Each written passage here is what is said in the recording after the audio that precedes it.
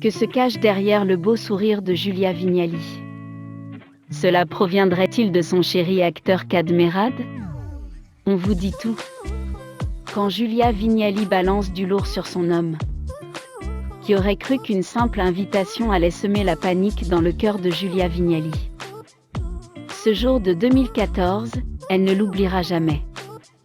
Alors qu'on la sollicite pour remplacer Anne-Sophie Lapix dans C'est à vous, elle se sent complètement chamboulée face à la personnalité.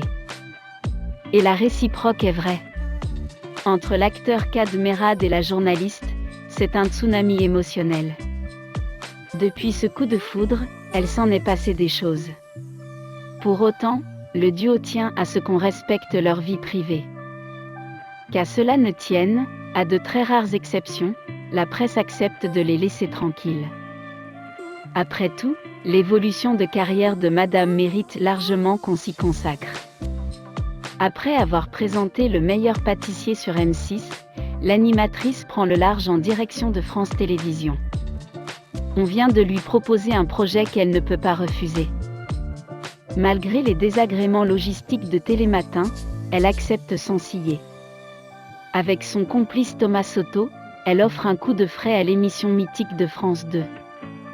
Face à son confrère Laurent Ruquier, elle nous donnait son secret pour être aussi lumineuse. Me lever tôt le matin, avoir un amoureux formidable. Comme vous l'avez compris, depuis fin août 2021, Julia Vignali a dû revoir son emploi du temps. C'est fini les grasses matinées. D'ailleurs, elle compte solliciter Kad Merad davantage. Quand ce dernier n'est pas en tournage, elle a besoin de son œil affûté. Interrogée à ce sujet par nos confrères de C'est à vous, tiens donc, drôle de hasard, elle nous raconte comment elle obtient son avis sans rentrer à la maison et quasiment en direct. Qui sait, peut-être que cela lui permet discrètement de rectifier le tir. J'ai un débrief tous les matins, même pendant l'émission. Je reçois des messages pendant les coupures pub.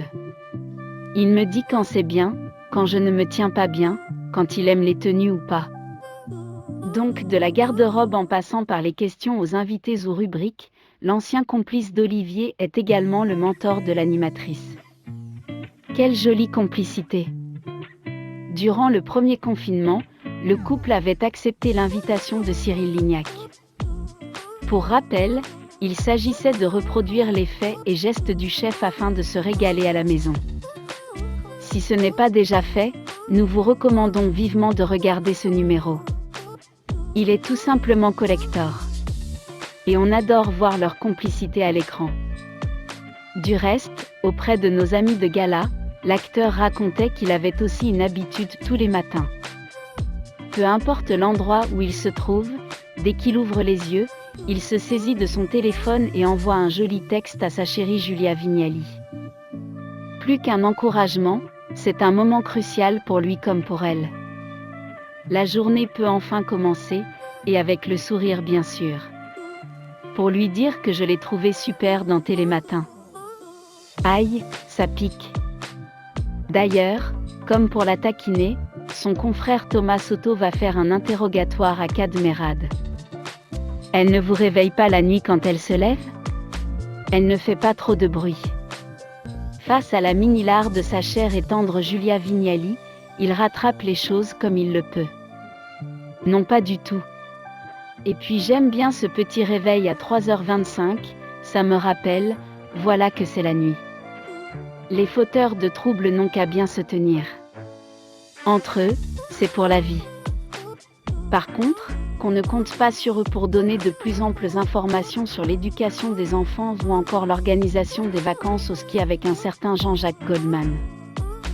Kad Merad restera muet comme une carpe. Il précise et campe sur ses positions. Je ne vous dirai surtout pas comment ça se passe à la maison, Thomas. Pourvu que ça dure, ils sont tellement mignons. On les adore.